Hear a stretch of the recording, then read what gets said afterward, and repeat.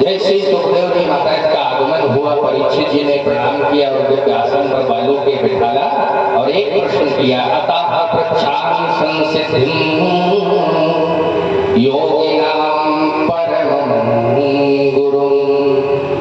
आप तो योगियों के भी गुरु है महाराज, मुझे एक श्राप लगा है, आज से 7वें दिन मुझे तक्षक नाग डस लेगा, मेरी मृत्यु हो जाएगी, मेरा उद्धार कैसे होगा? सुखदेव जी महाराज ने भागवत की कथा कहना आरंभ किया। देवताओं को पता है परीक्षित जी को श्राप लग गया है, आज से 7वें दिन परीक्षित को मारना है।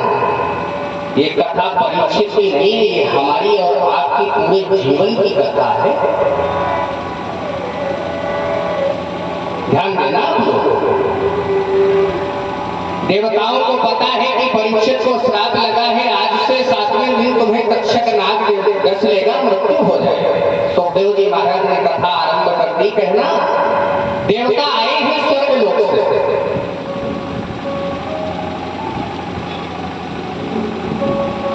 हाथ में क्या है? बोले सुधा कुंभम गृहीत्वैव देवास्तत्र समागमन्। देवता आए हैं गंधर्व क्षेत्र में, जहां पर परीक्षित जी को कथा सुखदेव भगवान श्रवण कर आए और आकर के अपना अमृत का कलश रखा है सुखदेव जी के सामने और सुखदेव जी महाराज को प्रणाम किया।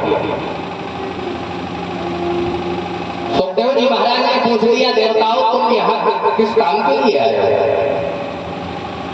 देवता हाथ जोड़े, बोले गुरुदेव हमने सुना है परीक्षित को श्राप लगा है, आप उनको कथा श्रवण कराने जा रहे हो, ऐसा करो हम स्वर्ग से आए हैं, हमारे पास में ये अमृत का कलश है, परीक्षित को श्राप लगा है, 7वें दिन मरना है, आप ऐसा करो ये कलश का जो अमृत है ये आप परीक्षित को पिला दो।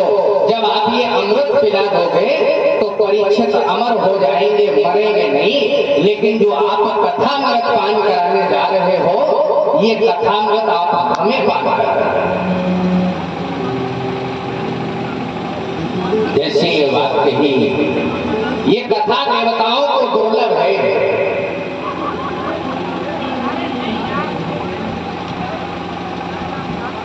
अभक्त समझा, महात्मा सुखदेव ने मना कर दिया। देवताओं हम जानते हैं जब तुम आ रहे थे तो हम जान गए थे कि तुम्हारा कुछ ना कुछ कार्य सिद्ध हो रहा है, इसलिए तुम आ रहे हो।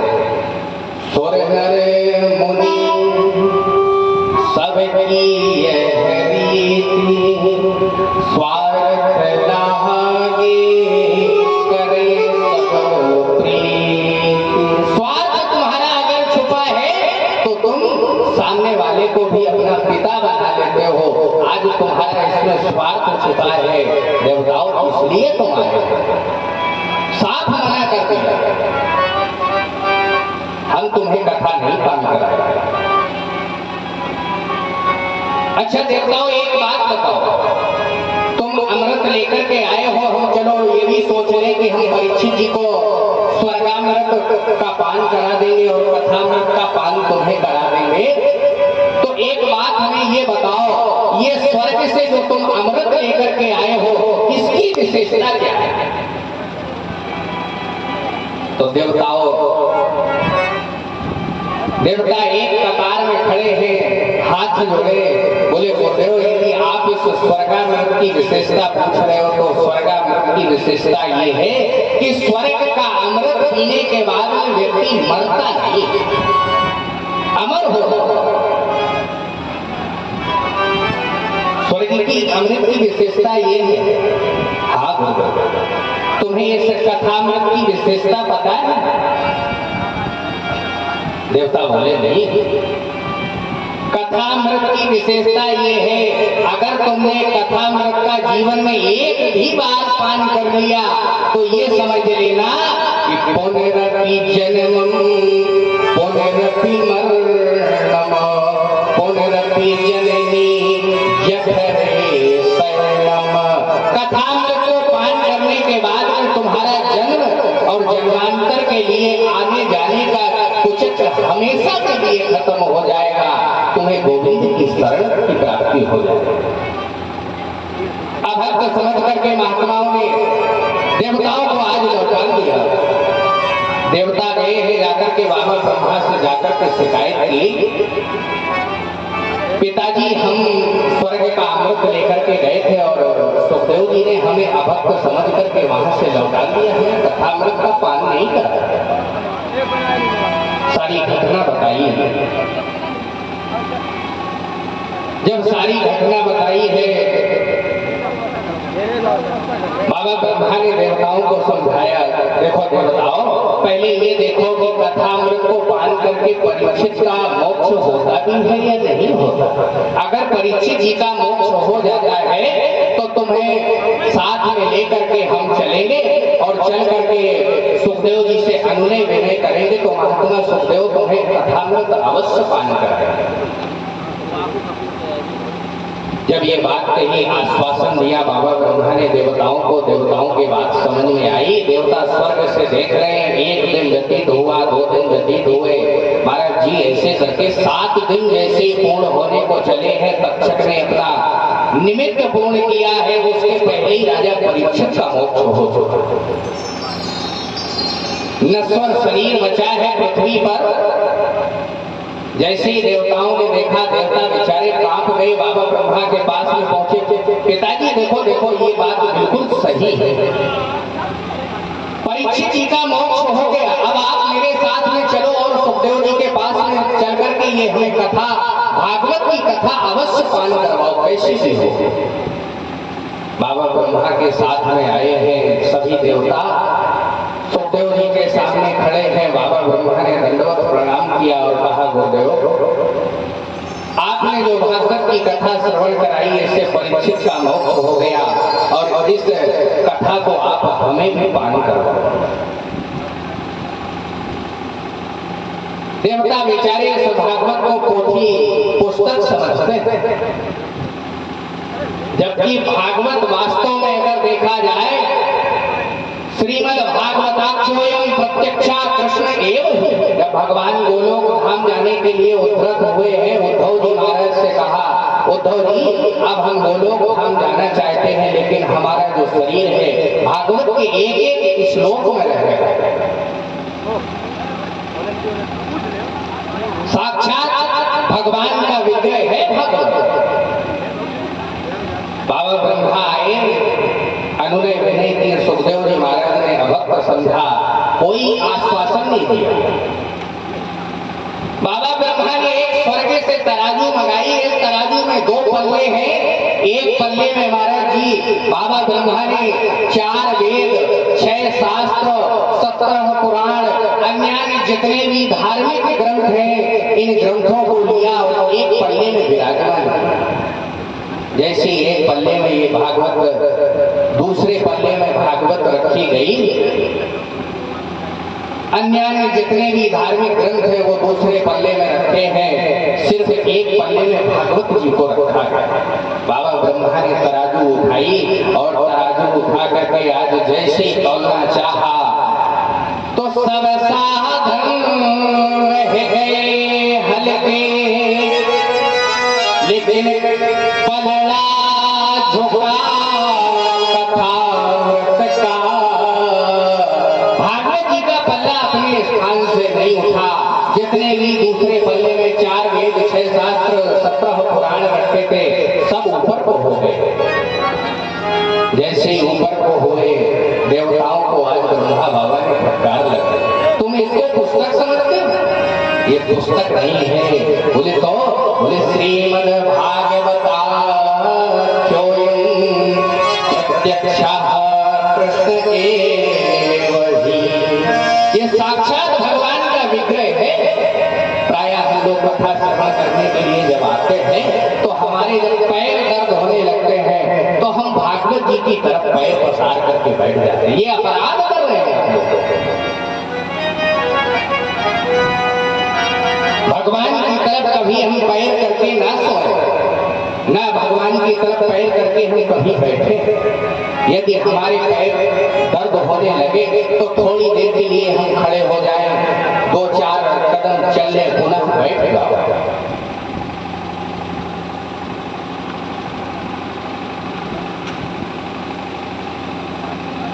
87,000 ऋषियों ने महात्मा सूत जी से पूछ लिया, महाराज अब आप हमें ये बताओ, ये भागवत की सप्ताह श्रवण की विधि कहाँ से आरंभ हुई? इसको पहले सर्वप्रथम 7 दिन में बैठ करके इस कथा को किसने सुना, ये जानने की हमारी इच्छा है। जैसे ये कहा सूत जी महाराज कहते हैं ऋषियों सर्वप्रथम ये कथा भागवत की सप्ताह की 7 दिन बैठ करके बाबा नारद ने सुनी। जैसे ये कहा हाथ जोड़ लिए सौनक संज्ञा के ऋषियों ने और कहा महात्मा आप कह रहे हो कि बाबा नारद ने 7 दिन बैठ करके कथा सुनी, ये कैसे हो सकता? नारद जी कभी 2 घड़ी से ज्यादा कहीं रुकते नहीं और उन्होंने 7 दिन बैठ करके कथा कैसे सुनी, ये जानने की मेरी इच्छा है। गुरुदेव आप हमें ये कथा श्रवण कराओ। तब सूत जी महाराज कहते हैं सुनो, एकदा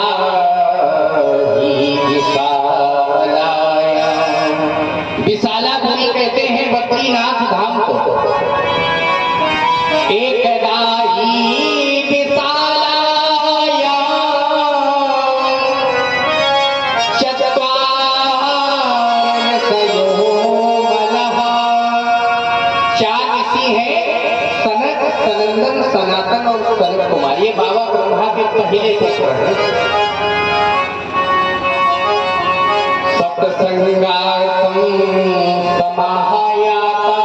इनका काम है केवल सत्संग को करना। एक कथा कह रहा है, 3 बैठ करके सुन रहे। कथा कहने वाला थक जाता है, एक उठता है आसन पर विराजमान होता है, तो 3 कथा सुन रहे। क्रमबद्ध कथा निरंतर चलती रहती है।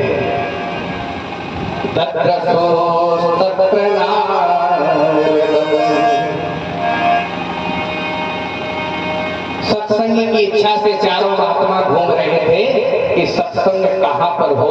उसी बीच में क्या हुआ, इनके भाई हैं जिनका नाम है नारद। नारद ज्ञानम ददाति यह सह नारद, जो हमें अपने द्वारा ज्ञान प्राप्त करा दे उसको नारद कहते हैं। अथवा दूसरा भाव ये है जिसकी बात देवता भी रद्द ना कर पाए वो नारद। नारद जी से भेंट हुई और जैसे ही नारद जी से भेंट हुई है महाराज, तो इन चारों ऋषियों ने बाबा नारद से पूछ दिया, कथम ब्रह्मणे दीन मुखः कुतः चिंता करो भवान। अरे भैया, ये आपका जो मुखमंडल, जो चेहरा है, ये हमें उदास क्यों दिख रहा है? उदासी का कारण क्या है? कथम ब्रह्मणे दीन मुखः कुतः चिंता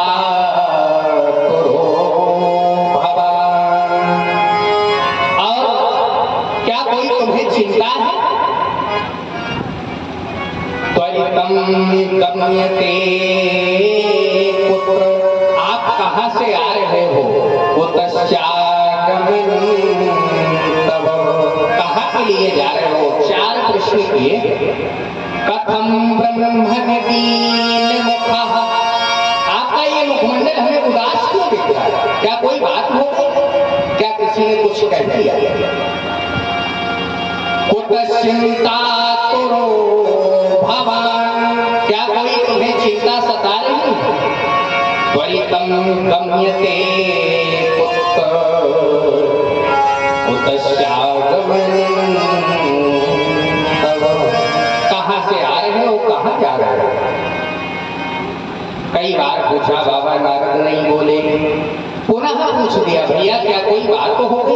क्या तुम्हारा किसी ने धन ले लिया? बाबा नारद नहीं बोले। पुनः पूछा, जैसे ही पुनः पूछा, नारद जी सोचने लगे कि अब ये हमारे बड़े भैया मानेंगे नहीं, ये हमसे पूछ के ही रह गए, चलो अब हम इनको बात बता देते। तब नारद जी ने बताया, क्या कि हम स्वर्ग से आए हैं इस मृत्यु लोक को श्रेष्ठ मान करके, चलो मृत्यु लोक बड़ा श्रेष्ठ है। तो पता है मैंने यहाँ क्या देखा, अहम तो पृथ्वी जातो, मैं पृथ्वी को श्रेष्ठ मान करके पृथ्वी पर आया। अहम तो पृथ्वी जातो ज्ञात्वा सर्वोत्तमामिति, मैं पृथ्वी के चारों तरफ घूमा। कहाँ कहाँ? बोले पुष्करम च प्रयागम च, मैं तीर्थराज पुष्कर में गया, प्रयाग में गया, काशी गोदावरी तथा, मैं काशी बनारस में भी गया जहां भगवान भूतनाथ भोलेनाथ की नगरी है, गोदावरी तथा। यहाँ भी मेरे मन को क्या शांति नहीं है, मेरा मन खिन्न बना। और कहा गए? बोले हरि क्षेत्रम कुरुक्षेत्रम, हरिद्वार गए, कुरुक्षेत्र गए, श्रीरंगम सेतुबंधन, सेतुबंध रामेश्वर तक मैंने यात्रा की, लेकिन मेरे मन को शांति नहीं मिली। क्या देखा मैंने? बोले संत बड़े पाखंडी हो गए। पाखंड पता है किसको कहते हैं? पाखंड संत जो है बड़े पाखंडी हो गए हैं। हमने कुछ संतों को देखा, बड़ी विचित्र स्थिति को देखा। कैसे? बोले कि हम एक गांव से विचरण करते हुए जा रहे थे, तो गांव के बाहर मैंने देखा है कि एक संत का बंगला बना हुआ है, बड़ा दिव्य बंगला है देखने में। तो एक सज्जन उधर से आ रहे थे और हम इधर से जा रहे थे, तो हमने ये पूछ दिया उन सज्जन से, आप हमें ये बताओ ये बंगला किसका? तो उन सज्जन ने हमें बड़ा सुंदर उत्तर दिया। बोले महाराज जी ये बंगला जो है त्यागी जी महाराज का नाम है, त्यागी जी, और बंगला खड़ा है 4 मंजिल का। कोई बात नहीं, एक स्थिति को देखा, पुनः आगे बढ़ गए। दूसरे गांव में जैसे ही हम पहुंचे हैं, गांव के अंदर वैसे ही हमने प्रवेश किया, तो एक मुझे बंगला दिखाई दिया और उस बंगले पर लिखा हुआ है ब्रह्मचारी जी का आश्रम। उस ब्रह्मचारी जी के आश्रम में नन्हे नन्हे बालक खेल रहे हैं, बड़ा शोर मचा रहे हैं। और जैसे ही हम उस बंगले के समक्ष में पहुंचे हैं, तो हम वहां खड़े हो गए। एक सज्जन उस बंगले से निकल करके आए, उन्होंने पूछा, हमने उनसे पूछ लिया महाराज जी ये बंगला किसका है? बोले ये ब्रह्मचारी जी का बंगला है। बोले ये बच्चे किसके खेल रहे? बोले ये ब्रह्मचारी जी के बच्चे खेल रहे, नाम है ब्रह्मचारी और बच्चे खेल रहे। ऐसी विचित्र स्थिति को देखा, और जैसे इस विचित्र स्थिति को देखा मेरे चित्त में और खलबली मच गई। बोले क्या? बोले और हमने ये देखा, बोले सत्यम नास्ति तपः शौचम, इस पृथ्वी पर सत्य तो बिल्कुल रहा ही नहीं, ना के बराबर सत्य रहा। दयादानम न विद्यते, दया भी थोड़ी रही है और दान भी थोड़ा रह गया। और बोले उदरम भरडो जीवा,